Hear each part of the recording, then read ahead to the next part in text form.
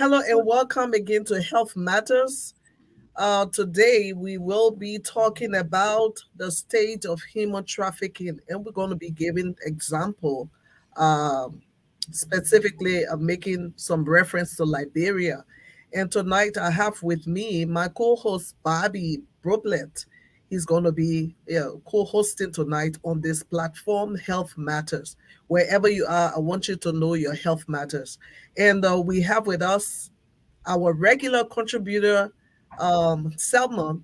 Um, she she's always available when we call upon her, and we have with us our special guest, Mary, who was once with us on our awareness program when we were doing the awareness for the COVID-19, awareness. She was part of one of our programs. I want to say welcome to another edition of Health Matters, and just want us to go around, give you the time to properly introduce yourself to our audience tonight. Wherever you are, just share the broadcast and just stay tuned because we have lots and lots of information for you tonight. So you are welcome to another edition of Health Matters. I want to start with my co-host tonight, Bobby. Thank you so much, Pastor Blaze. A pleasure to be a co-host on your program once again. My name is Borby Bropley. I live in Atlanta, Georgia, and I'm a financial professional. Been in the industry for about 15 years, and when I was called upon by Pastor Blade to serve as a co-host on this all important topic of human trafficking, I couldn't refuse because I hail from Liberia, like Pastor Blay and Ms. Nimley, and I'm curious to see how we can put an end to this scourge. Thank you very much. Thank you too. Thank you for coming and thank you for accepting our invitation. Selma. Good evening. I am Selma Coleman. I live in Haverford Township in Pennsylvania. I am a practicing nurse practitioner, and this subject is very dear to me because of the state of women and children, and not all the time women and children, but this is a very dear topic. Focusing on what's happening around the world and in Liberia as well. So this is a really dear topic to my heart. Thank you. Thank you so much, Selma, and welcome again. I Thank want you. to go to Mari. You are welcome. Hi, patients Barbie and Selma. I know I've met you all before on this platform. I thank you so much for asking me to speak on human trafficking. I'm with Airline Ambassadors, which is a family organization owned by my sister-in-law. And we have been doing disaster relief and sustainable development, or child medical escorts for years. My brother implements U.S. building codes into third world countries that have had disasters. And since 2009, we focused our sights on, or a lot of our energies on human trafficking, because we ran across a young girl, as you'll see in some of the slides here. And then ever since Haiti, we've really decided to focus on human trafficking because we are an organization of volunteers with in the travel industry, and so we know we can make a big difference on our flights. In we some of us see, or some of them see passengers, thousands and thousands of passengers that go fly internationally every day. And so we know we can make a difference by identifying these passengers and actually, saving their lives as they are being trafficked and sent from one country to the other. Thank you so much, Mary. We want to start with the word trafficking. Or want to start with the phrase, what it is. What does it mean when someone say human trafficking? We hear a lot, and Mhm. We want to bring clarity. We want people to be aware. There are different, ways in Mhm. which people go about that. But we want for people to know what does it mean when Yeah, somebody, saying human yeah. trafficking. Selma? Human trafficking is actually modern day slavery. Um, and I think when people hear that, they think of, in my country, in the US, if you're from the US, when you hear slavery, and when you're from Africa too, you think about, the slaves that were brought over here from Yeah, Africa. And that's actually exactly what it is. It's the exploitation of any person through force, fraud, or coercion, exploiting them for personal gain, which is usually money or labor, um, up into including organ, organ thieves, hmm. and um, Yeah. mainly it's labor and sex trafficking, and it's kind of all tied into, of course, terroristic crimes and drug trafficking. But the most important right now that we everybody really needs to think about is the sex trafficking and the labor trafficking, because you can whether you know it or not, you've seen it probably on a monthly basis, and you just don't know the signs. Right. So it's very important to get the word out there and to get awareness out there. Mm-hmm. Very. Yeah. Selma, you want to say something to that? Yes, and also these crimes are very prevalent, like she said earlier. And sometimes you see it, but you don't really recognize it. So sometimes recognition is one of the most important piece of this. People are being trafficked in so many ways, like she said earlier, through forced labor, through sex, and one of the things like child labor, child slavery, having people work in these large companies and have them work for so many hours a day without food, without water, without proper clothing. So those are the kinds of things, these are trafficking. So it's not only sex, it's sex and money, and like she said, it really is modern day slavery. So is to actually be able to pick those signs up and be able to recognize them. Thank you so much, Selma. Bobby, you want to pose your question? Yes, yes, I definitely would. Wow, it was very profound, Marie, Mm-hmm. when you said that we probably see it every single Yeah, month. every day. We don't even or every day, and we don't even recognize it. That got me thinking. Um, but if you would, what is being done um, to address this issue of human trafficking in the world, Marie? And then maybe Selma, you could elaborate on that as well. Yeah. Well, the report to Congress for every year or every 2 years, Congress does a report. It's a trafficking in persons report, and they do it on every country, and it's an assessment that's pursuant to the Trafficking Victims Protection Act. Airline Ambassadors was the first to lobby to Congress to have a congressional hearing to inform them what was going on the airlines and on the airplanes after a disaster.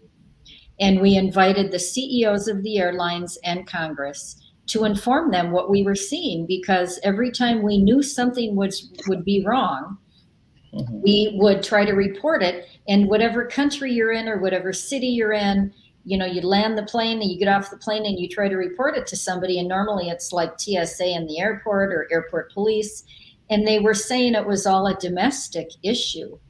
And these were signs like, I remember one flight attendant came out and said she saw this man walking young girl onto a plane, and she knew the girl was older, teenager, and she was crying, and she had definite signs of she didn't belong in this country. And she wasn't dressed for the weather. It was very cold out. She wasn't dressed. And the man had her shoes in his hand and he was pushing her on the plane.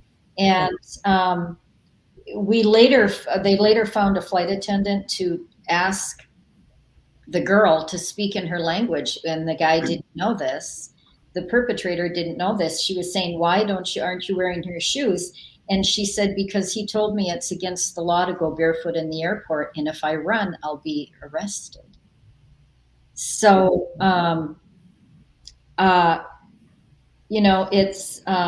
it's just things like that you see, and you call the police, or you tell the pilot and have the pilot radio ahead to call the police, and the police would say it's a domestic issue. And and that's back then. Children didn't need to fly, didn't need a passport or even a picture ID to fly. So we hope to change those laws. And there were a lot of people, that stood up and reported what they saw just traveling. And so it was very important. And so now that we have the laws behind us, now it's just a matter of setting standards and requirements and procedures in all law enforcement agencies really around the world, and all the governments around the world, because this Victims Act was signed way back, and I believe the first one was 2009, and so, but still, just because the laws are passed doesn't mean that everyone knows about them and nobody's been trained on them. So it's just like any other law. We have to find the standards and the requirements and the procedures in order to act on this now. So now we have that, and thank God, but it's not good enough yet, because the public, just like any other crime, just like drug trafficking and arms trafficking, and in the 80s we had the President's Emergency Plan for AIDS relief, and the president back then had to engulf the entire country and the entire world on what we can do to eradicate AIDS. And we have to do the same thing with trafficking. That's right. Selma? So that's kind of where it starts. Yes, right. And then especially when you have, I think one of the things here is also in other countries that are like for example, a third world country, where you have poor people and people who are not able to meet their daily needs, and they are depending on other means of getting these needs. These are how these people get kind of trapped in this, at least, to say the least. And also, this is a crime of power. So you have powerful men, sometimes women, that are in here to get these girls and boys into these situations. So you have people of power already who are for this. And in third world countries, they're not really enforcing that domestic law of child protection and child trafficking. So it can be a problem. So I think the law enforcement, Department of Justice, or the Ministry of Justice, will, this is where they come in, and they have to really enforce this law, and, kind of get people where they need to be who are trafficking these children. Because, it's not always the way it seems. Like sometimes you have these women trafficking young girls or young boys, and recruiting them, anywhere in the marketplace, in the mall, in places like that, in schools, and grab them, and just have them, under a hostage situation sometimes. Yeah. So it's very important to have these plans in place, like you said earlier, so that the government can really enforce this. This is a prime thing that you see. And also, when you have less opportune people, and they don't have any means, they feel like, oh, the only means I have is to have someone support me. Well, that person is kind of abusing you without you may or may not even know it. So sometimes too, the parents have to be, knowing what it is. You have to know exactly what is going on with your child, where Yeah. your child is. You talk about this law being since Oh, uh, 2009. Since Selma, 2009 until now, we have a lot of different things that's going on, especially with the internet. You Yeah. know, it's a whole new world from 2009. You can exactly. be right in your own home Mhm. and have a problem with these sex traffickers. So it's very important to recognize those situations, especially with young teenage girls, because anyone under 18 anywhere in the world is considered a minor. And Mhm. that person, if they're forced into these situations, that's trafficking.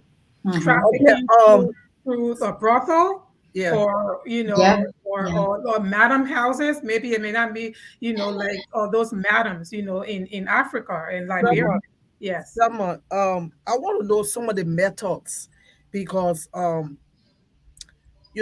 people need to be aware of some of the tactics that is being used to lure people into trafficking. So we want to know the methods, some of the methods they use.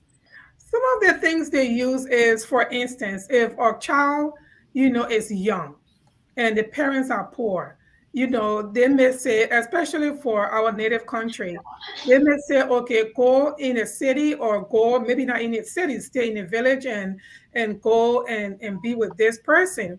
Well, you don't know who that person is most of the time. It may be a family member, it may be a friend, but you go and be with that person, like we said, with a child laborer. You Mhm. have someone in your home now who is not directly related to you, and you start to use that child for sexual gains. And you try to tell that child, if you say this or you say that, I'm going to do this and that to you, or I'm going to, do harm to your parents, to your family. Yeah. And that's one of the things. So sometimes, a lot of times, poverty will make people say, okay, you can, take my child and let my child stay with you, but you don't know exactly what's going on with your child. The child may not even be in school. The child go to the market. These kids go to the market and be in the street all day selling things, and you have people kind of following them to see exactly what they're doing. and Mhm. and and sometimes, even in the Western society, they have devices placed on the children so that they can be able to track them wherever they are. And that's a major problem, because they can know, if you go down the street, they're right around in there and tracking you, what you do and what you are. So those are some of the things. But a lot of times is out of poverty, and these kids are held against their will. Even in the villages, like parts of Liberia that have these mines, and they have these kids work in the mines, and work there for hours, digging up things that they're not even trained to dig up. They're children. They're not supposed to be in the mines digging up things. And you have them working there 20 hours a day, 18 hours a day, sometimes without food or water, maltreating these children. That's human trafficking right there. Is forced labor. Is forced labor when you have children fighting in governments, child soldiers, and training them and recruiting them to fight wars. That's human trafficking. So those are things we have to look at. We may not see it that way. We want to think, oh, they're fighting for freedom. No, they are not freedom fighters. 9 and 10-year-old, 12-year-old are not freedom fighters. They should not be fighting wars and carrying guns. That's human trafficking. And you give them drugs to kind of change their mindset and make them, give them these drugs that make them to do things that they're not supposed to do. That's human trafficking. Even the girls, giving them drugs to do things against their will, that's human trafficking. And they don't agree to it, and they feel like this is the only way out. Some of them cannot get out. That's human trafficking. Those kind of Thank things. you. So those are some of the examples. Yeah. Yeah, there's also a lot of debt bondage that Yeah. I think people don't realize. Um, you would think that, even a young girl who was maybe trafficked from her bus stop, or from the mall, or from the school, and somehow, some way, the perpetrator has convinced her that if she does not sell herself for him to make him money, that they're going to hurt her family. Or for instance, and she will believe that, and she will do quietly what he tells her to do after school Right. or on the weekends or whenever, and she goes home every night to her family, and Right. they have no idea. It's important to know the signs and to know your kids and to know who they're talking to online. And in the case of like debt bondage, you might have a situation where somebody in another country puts an ad up online or something and recruits people or family members for jobs. And Yeah. they get them over to this country, they take their papers away from them, they don't have their passports, they don't speak the language, and they tell them, now you owe me money because I brought you over here. And so they're into this debt bondage that they can never get out of, and they don't know who to go to, and they're in a strange land, and it's very scary for them. So um, what's Marie, what's the most needed next step in the fight against human trafficking? Well, in my opinion, what I see going on is, there's a need for it. There's a drive for it. People, what is driving it? Sex and labor trafficking. With the sex trafficking, um, I think you have to eradicate the need. And the only way to do that is to prosecute the perpetrators. That's right. You see on the news a lot of news coverage about prosecuting people who got caught. They were the pimps, you might want to call them, or they were the trafficker, but you don't hear a lot about the people buying them and using them for sex. Right now the law is 18 for sex trafficking, but we're trying to get that to 21. Right now it's anyone under the age of 18 that's been caught in a sex crime, they can't prosecute them, because because they're not an adult, so they can't prosecute them for the sex crime like they used to prosecute the girls getting caught having sex with these people who were Right. raping them. They used to convict the victim, Can and you? they can no longer do that. So we're trying to get that law to 21, because as we know, 18-year-olds are still very vulnerable. 18 to 21-year-olds are still very vulnerable. But in my opinion, the best thing about it is to make these laws mandatory and very strict with the buyers.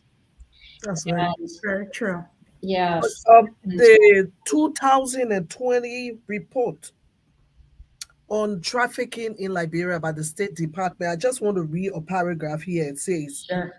over the past 5 years, human trafficking exploit domestic and foreign victims in Liberia, and trafficking exploit victims from Liberia abroad. Trafficking within the country from rural to urban area is more prevalent than transnational trafficking, and the majority of victims are children. It only means that they're talking about Liberia here, and most of the trafficking that is taking place is like majority is within the country itself, within Liberia. It's like you take the child from the rural area and bring them to the city, and most of the time we find people doing that in the name of, oh, you want someone to go and help the child to go to school for a better life. And so people take their children from one family, or maybe they don't even know the family, but just because Mhm.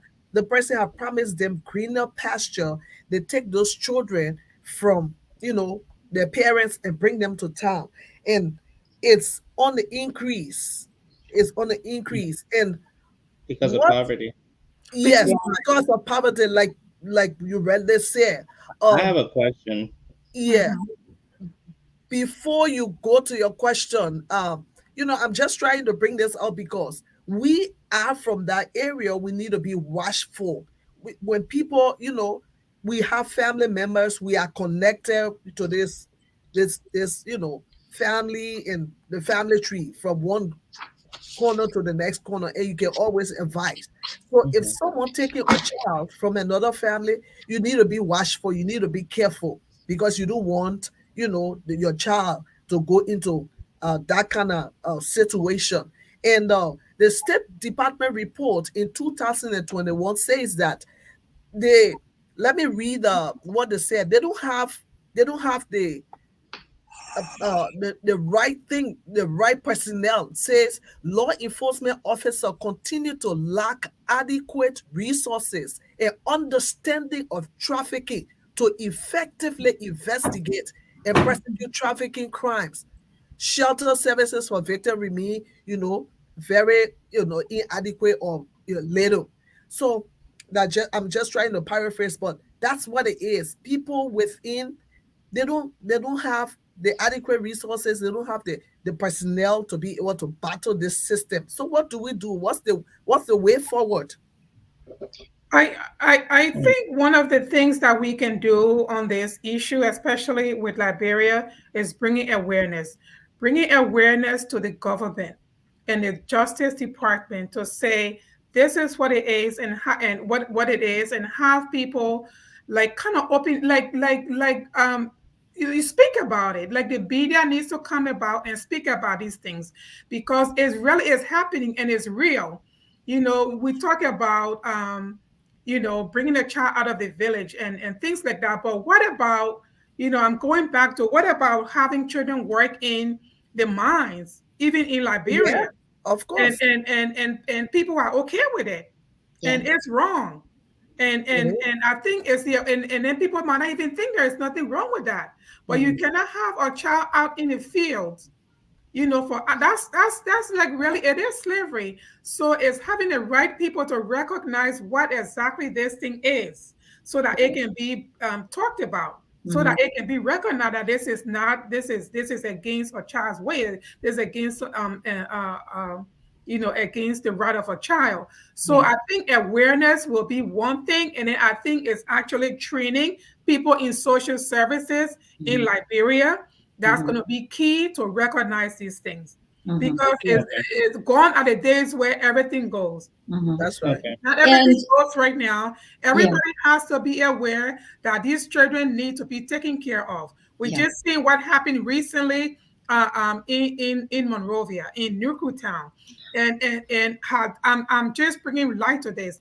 These are some of the things we're talking about. If these children are not taken care of from the foundation, mhm. there's no um, there's no, like, a plan for them for the future. So Hmm. Right. it's like recognizing these things from the grassroots, from the beginning, Yeah. knowing that this is child labor is wrong. Having a child work, having a child not sleep adequate hours a Yeah. night, having a child not eat is wrong. Mhm. That needs to be, that's a problem. And it Okay. needs, the government needs to come about and have personnel to help these children Mhm. for social services with these needs. Yeah. Yeah.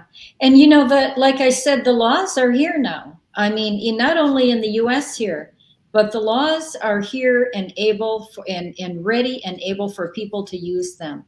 So the best way is to gain awareness and know who you're voting for.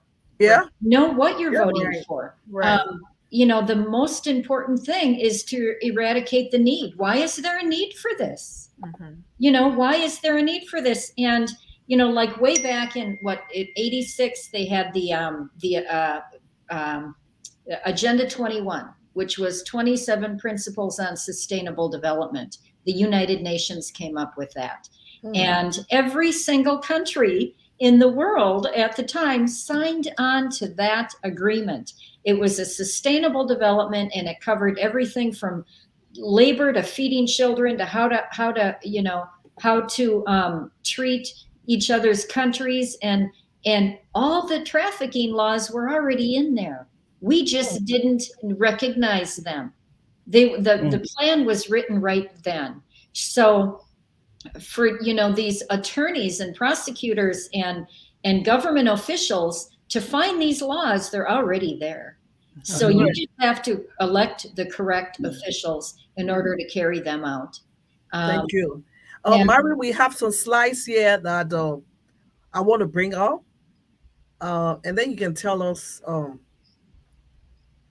exactly what we need to know. Um, I'm Chris Hansen. You may know my work from NBC's Dateline series To Catch a Predator. Week after week, suspected child predators who thought they were meeting young victims were instead confronted by our cameras. I have the transcript of your online chat. Today, there's another battle happening at airports and other transportation hubs around the world. I'm proud to support the nonprofit Airline Ambassadors, a group of airline and airport employees dedicated to putting a stop to human trafficking. It's the second biggest crime in the world, right behind drug trafficking. You may be on a flight soon and sitting next to a human trafficking victim and not even know it. The question is, do you know how to recognize it? At a training session in Washington, D.C., flight attendants share stories of past flights where something just didn't seem right. I had somebody on the airplane that I was sure, a young adult woman that I was sure was going to be trafficked. Michelle Crick remembers a 22-year-old with a one-way ticket to Europe, traveling to see a man she had met online. So she saw him on Skype? Yes, and I said to her, do you understand they can be somebody else and not who they say they are? So she looked at me like I had 5 heads, and I just realized that these girls really, have no clue what they're walking into. People don't think that trafficking happens on airplanes, but it does. It's a mode of transportation, and it's not just airplanes. It can be buses, it can be trains, but we are training our flight attendants and the general public, we hope, to keep an eye out for this. It's happening in plain sight. It's happening in plain sight. And that is so true. Mari, you want to comment on that? Yeah, like they said, it's happening in plain sight. I'm sure that Selma has seen it in her nursing practice. Mm-hmm. We have PowerPoints that show the signs that a nurse can look for, the signs mm-hmm. that a teacher can look for, the signs that any community service or police officer can look for. Too many times a concerned person will call the police, and the police will come on the scene and interview the victim or interview the person of, the party that was being reported on. And even they don't know that, even they're not thinking about the signs. That's where Airline Ambassadors came in when we started training police in and TSA in the airports, because they didn't know the signs. And so it's really important to see these signs, like, of course, when you're traveling on an airplane, if you see somebody who looks confused or drugged, doesn't have their own passport, doesn't even know where they're going, doesn't even know the person that they're flying with, flight attendants are trained to ask these kind of questions. Mm-hmm. And a lot of times, if they're flying in countries, a lot of the flight attendants will know the language if they regularly travel and fly to that country. In Selma, I'm sure you can say many signs that you look for. Right. I think the thing about it is these companies have to train their own people. The health profession has to train everybody on it. That's one of the protocols that was signed into office when all these laws passed, is that the police have to be trained, the healthcare professionals have to be trained, the teachers should be trained. Right. So, the signs are there. We'll see later on, if you decide to show the PowerPoint, we'll see later on, the signs are there. People just have to be aware, and they have to keep their eyes open, and they have to keep remembering that this is out there when they're dealing with children. Mm-hmm. Okay. So Selma, Marie, so in your practice, in your experience, do you see the trajectory going up or down when it comes to human trafficking? Or is it just that we're recognizing new forms of it now? Of course, we're recognizing it more. What I see, which is really scary, these last 2 years because of COVID, the internet, like, so now we know they've shut down Backpage. I don't know if you know what Backpage.com was, but it was an internet site that was selling kids online for sex. So they caught that and they shut that down. But as fast as the internet is ever changing and ever growing, more sites are coming up on the market. So there really needs to be a lot of research done into the internet and a way to eradicate that area of it. We've made great strides in it. But the minute they find out about a page, another one pops up. Right. So does that mean the human trafficking is going up, in your opinion? I believe it's going up. I believe it's going up with the internet and with technology. I believe right now, because of COVID, it's gone up a lot because the kids aren't getting out of their house. They're not being seen by professionals, by their teachers or their community leaders or, nurses like Selma. They're not being seen by healthcare professionals. So it definitely has gone up since COVID. I remember one victim telling me once that the busiest day of the year for her was Christmas. And, you would think, you drive around on Christmas to go get gas or go to the store or something, and you don't see a lot of people on the road because it's Christmas. You think everybody's at home. But that was the busiest day of the year for her. Yeah. And that's really sad. Yeah. Yeah, that's really sad. And for Selma, in the health industry, I'm just curious, what are some of the ways that as a healthcare professional that you have seen instances of possible human trafficking? Oh, so there are many instances, but one you have to kind of look at too. One example, say someone is coming in all the time, like a young person, a young girl is always coming in with a sexually transmitted disease. You want to kind of watch out for that. Why is she coming in for sexually like all the time? You want to watch, why is she getting pregnant all the time? You want to wonder why she's wanting to have, other means of, not having a baby, like getting, having an abortion or something like that. You want to know why is that all the time. You want to know why you have a person come in with a patient and always want to be in the room when you're doing your exam. That's a red flag already. You want to know why someone has marks on their body that will not normally be there and is always a fall. It's always. So let me give you a follow up. Let me give you a quick follow up to that. Is the medical industry actively training you guys on human trafficking as we speak? We are training, yes, but I will say there's more work to be done. We are trained to catch on things like that. We are educated on that to kind of look for signs for trafficking, human trafficking, yes. But, like Maria said, with in the past 2 years, when everything is being done through televisit and telemedicine, and you can't really see people face to face, and people don't come to the hospital as much unless it's COVID, it's hard. But yes, they are being trained to watch out for those things. Like some offices or some hospitals will have, when you come in the ED, they have they kind of, have questionnaire. They have basic questionnaire to ask you, have you been forced to do this and that? Have you been abused by your partner? How many sexual partners do you have? So those are things to kind of screen someone, to say, that's kind of a red flag too about human trafficking.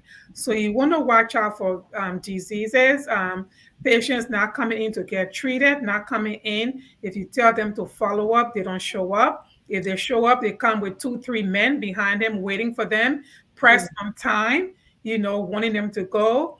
And in some really instances, you will see where people have been branded with marks to say this is my person and I own this person and I want to hold on to this person. So those are things you have to watch out for. Yes. Okay. Excellent. We want to bring it back home. We want to Okay. bring this trafficking awareness back home. What are some of the things we need to tell our people to watch out for? I think one of the great thing you want to do is you want to make this awareness. Okay. You want to watch out for, I keep saying young girls, but it's also young boys. Young boys can be trafficked too. You can have young men being predators with young boys. So, watch out for, different like where your child is. You got to know where your child is. You have to know, you got to be mindful of who's watching your child, Mm. who's in the home with your child. You want to be mindful of that. One of the things you want to look at too is I come back to poverty. If people don't have, if the younger people do not feel they have the means of getting education, sometimes it may just be like, okay, I'm gonna go out and do things and get money. But before you know it, you may have someone who becomes a pimp right in Liberia, who becomes a pimp and who now takes control of you, take control of your life. So those are the kind of things we have to watch out for. You have to watch young girls and how much power is in a small country of older men, even middle-aged men with young girls. So those are the things you have to watch out for. And those are the things where we say like the Ministry of Justice has to really get involved and have people trained to watch out for these things. And Yeah. it's exposure. If people are not exposed about this, they don't know. So the more the media comes out and talk about human trafficking, the Yeah. more the University of Liberia come and talk about a fundraiser for human trafficking. Those will bring awareness, not only on the big campuses, but in the outskirts of Liberia, of Monrovia, outside of Liberia, where things are not so, it's not such a very tight, large metropolitan for a small place. So Mhm. bringing awareness will do a lot of good. Bringing speakers out, having events, elementary school, start from there because people are watching your children. You may not think so, but they are watching. Mhm. They're driving Okay. around looking for people and seeing who they can, manage to snatch out of them, what they Mhm. can get out of them. So Mhm. just being aware and And again, I think it's very important to realize what your laws are. And if your laws are allowing the perpetrators to get away with this, not just the traffickers, but the buyers, right, too many times the buyers are getting slapped on the hand. right, And it's a lot of times it's because they are an official themselves. right. Uh, Yes. I've been into countries where the hotel we stayed at, we feel like the whole hotel was in on it. Oh, And we saw girls being run out of a few of the rooms. And we were there with the embassy doing training on that. And everybody wanted to just close a blind eye. And there we are trying to bring awareness to it. And we're being threatened. And it's very important to make sure that they're prosecuting these people that are being caught.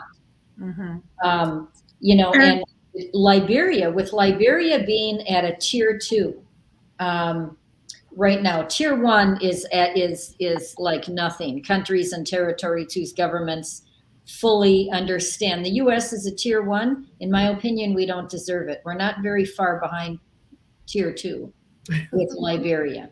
You're trying, the laws are there for you now, but just like the US, they're not following through with the prosecutions. And So, for a number of reasons. wow. I So, think one of the things, I was going to say, I think one of the things we can do out in the community is to, like make posters put Yeah. posters in the ladies' bathroom, Mhm. put posters in even in the men's bathroom. You Put know, those things out patients, there because that is a wonderful idea. And we mhm, had the same idea yes, with trafficking. So we, all the big posters you see in the airline, in the airports, Mm-hmm. that's what people look at. Those are airline ambassador posters. right, We kept right, saying, how can we bring awareness to all of these passengers? We've Yeah. trained the flight attendants. How can we train everyone in the airport? right, So we started doing trainings in the airport. Anybody who would listen, we would bring a training to a restaurant in the airport. right. The Because airport, sometimes, yes, the right? only time a person Yes. may have is to go to the bathroom. Yeah. And you have someone, they go to the bathroom, someone's waiting at the door. So if they have that number in the bathroom, they Yeah. can actually call that number. Right. And even in the airport or in the school or in the hospital, they Mhm. can call that number. Because if I'm in a room and this Mhm. person is in the room and I have to go to the bathroom, a lot of times they're not coming in the bathroom with me. That would be so suspicious. So Yeah. we have that in the bathroom and they can call that number and then they can have help. You can give them all your particulars and at least give the whole scenario and tell them I'm being trafficked. Mhm. So those are one of the ways we can bring this up, even in Liberia. Yeah. Make it aware, put it in the bathrooms, put it everywhere, put it anywhere. Especially in these resorts where Mhm. you have these men coming in. The Mhm. resorts, these vacation spots, Mhm. they have to know, they have to put it up there. Yes, you go and you want to enjoy, but you have to recognize these things. Those are one of the places that they are, Yeah. Okay. especially during the holidays when everybody's going on vacation. Right. Those are where those people go and hunt people and hunt Yeah. girls. So You it's know, good it to bring also it up. it also needs to be put in the educational system. It Yes, needs to be put right at the same right, age that The they do awareness. hygiene training. Yeah. right, You know, right. when they're teaching girls about their menstruation, when they're Yes, teaching them sex training, it right, needs to be before that. It right. needs to be in the educational curriculum in every country. I know. So, Okay, Okay. I'm curious. When it comes to I've been joggling around some thoughts in my mind. So obviously, there are different tiers, right? yeah, Countries have Yeah. different levels, one, two, three, and four. Is yeah, it? yeah. Okay. And that's based on the type of laws and how they're implemented. Is that correct, Well, Marie? basically, in making the determination between the different tiers, so Mm-hmm. The is efforts being made. tier Go one ahead. is countries and territories that Mhm. have had the laws and they're acting on those laws and Okay. they're making sure they're being done. Tier two is Okay. countries that have the laws but they're not really Acting on doing anything about it, but they're trying to make great strides. Mhm. it. Tier three, then there's a tier two watch list, which is we Okay. know they're coming out of that country and we know we need to watch for that. Yeah. And That's where we are. tier three is they have no laws at all and they're refusing to acknowledge a problem. And then what about tier? Is there a tier four? It's just the tier one, tier two watch list, and tier three. Yeah. Okay. All Okay. right. So now a lot of times governments will act when there's pressure. Yes. This topic, I mean, is so interesting and it's huge. We have not even played the two different slides and the Oh, video, okay. Let's go ahead but and play this we one. can't do all today. Yeah. Yeah. Time if I spend, we almost exhausted our hour. So we're gonna do The this again. discussion was so interesting. Yeah, we're gonna do Yeah. this again. Hopefully, we can have Mary back on the platform and we can have Telma back on the platform. But we have to go now, and so Of I want course. you to just in 30 seconds just give your closing remark, and then we are gone. Closing remark for me is awareness, awareness, awareness. Make sure all your girls, like know what they're doing. Make this aware, bring it out in the schools, have parties and talk about it. It's nothing to be ashamed about if you're being trafficked. It's not you. it's nothing of your fault. So it needs to be brought, you know, awareness needs to happen. Yeah. Mhm. Thank you, Selma. I Mary. think closing remark for me would be know who you're voting for. Make sure they're doing their job. As we can see in the Twin Cities here, what's happened in the last 2 years in the Twin Cities, make sure the law enforcement is doing their job and make sure that the buyers, it's very important because we know there's a drive for it. We need to get rid of that drive and prosecute it when we catch it.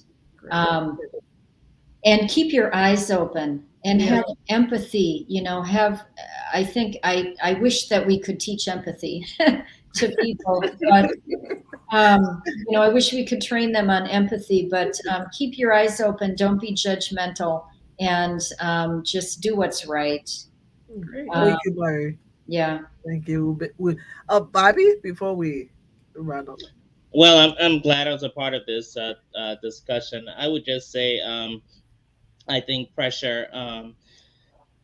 Excuse me. I think pressuring governments is the way to go, especially when it comes to Africa, and that's where the education comes into Yeah. play. That's where voting for the right leaders, educated folks that are educated on gender issues and human trafficking definitely need to step up to those officials. And if there's some higher world governing body like the UN or some of these big organizations, to use them, leverage them to pressurize governments, for instance, like Liberia, because they tend to listen more to those type of organizations. So I think that would help a lot, and education, of course. Thank you. We want to say thank you for joining us. We will be here next week on Health Matters. We want you to watch out for all the signs that that is glaring, um, to avoid human trafficking. People use adoption. They use, uh, there's labor. Relatives take people, children from the villages, and and bring them to town. There's so much that happen. We need to keep our eyes open, especially in Africa, to be specific, Liberia, and we are on the watch list, tier 2 watch list. So we need to do everything we can. Like my panel co-host just said, that the government need to do everything they can to ensure that this situation is, curtailed. So we want to say thank you for watching us. Those that are sick this evening, I pray that the hand of the Lord will rest upon you and bring total healing and restoration.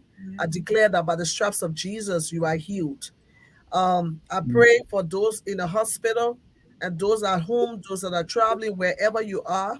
May the power of the Most High God locate you and bring total healing in the name of Jesus. God bless you. And until we see again, we'll be here next week on Health Matters, Your Health Matters. All right. Thank you. Thank you so Thank you so much. much. Great.